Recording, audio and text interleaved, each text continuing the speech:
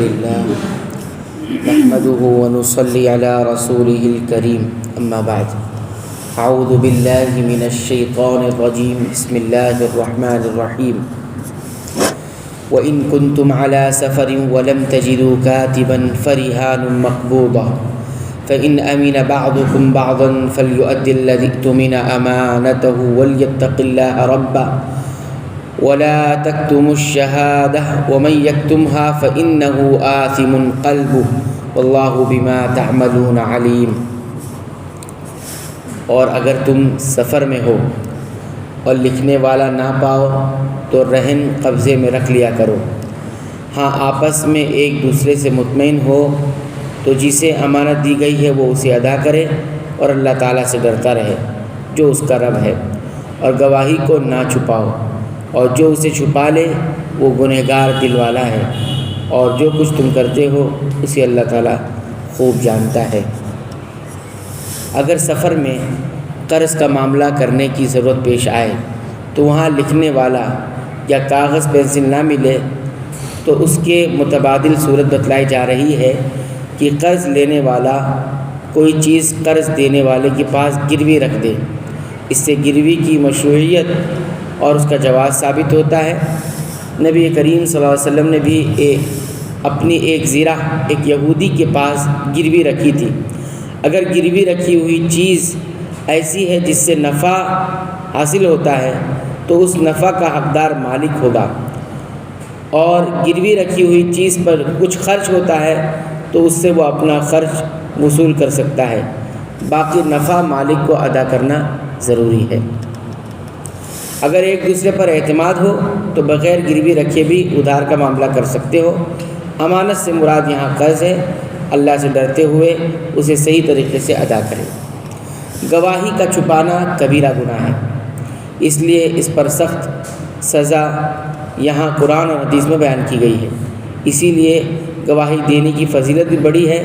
صحیح مسلم کی حدیث ہے، نبی صلی اللہ علیہ وسلم نے فرمایا وہ سب سے بہتر گواہ ہے جو گواہی طلب کرنے سے پہلے ہی خود گواہی کے لیے پیش ہو جائے۔ ایک دوسری بات میں بدترین گواہ کی نشانی بتائی گئی ہے کہ کیا میں تمہیں وہ گواہی نہ بتلا دوں جو بدترین گواہ ہے۔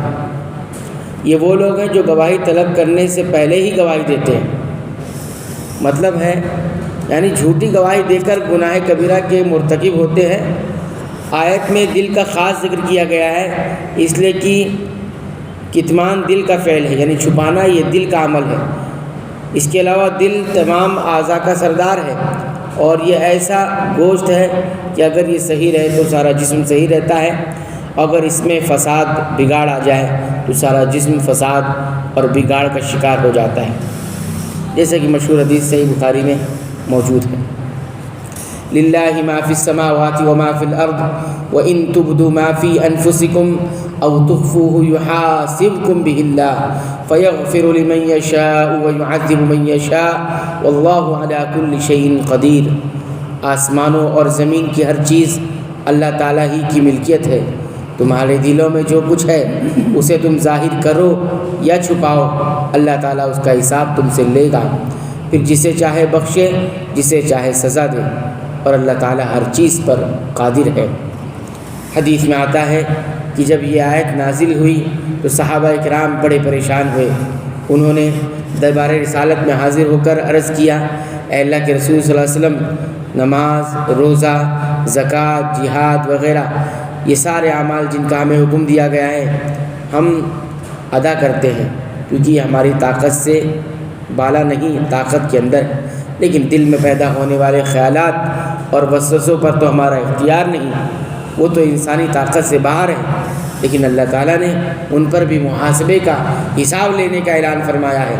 نبی کریم صلی اللہ علیہ وسلم نے فرمایا، نبی کریم صلی اللہ علیہ وسلم نے صحابہ کے جذبہ اطاعت کو دیکھتے ہوئے کہا اللہ تعالیٰ نے اس آیت کو منسوخ فرما دیا، اور نبی کریم صلی اللہ علیہ وسلم نے پھر فرمایا کہ اللہ تعالیٰ نے میری امت سے جی میں آنے والے باتوں کو معاف کر دیا، البتہ ان پر گرفت ہوگی جن پر عمل کیا جائے یا جن کا اظہار زبان سے کر دیا جائے۔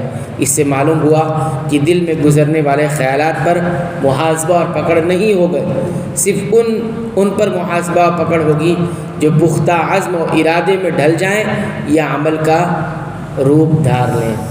تو اگر انسان کے دل میں کوئی غلط خیال وسوسے آتے ہیں، اگر دل ہی میں ہے، اس کو زبان پر نہیں لاتا، کوئی پکڑ نہیں ہے۔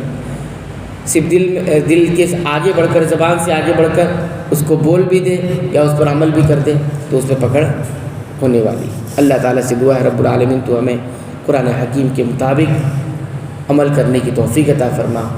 اے اللہ تو ہمیں بخش دے، ہمارے والدین کو بخش دے، تمام مومنوں، مسلمانوں، اہل توحید کی مغفرت فرما، آمین۔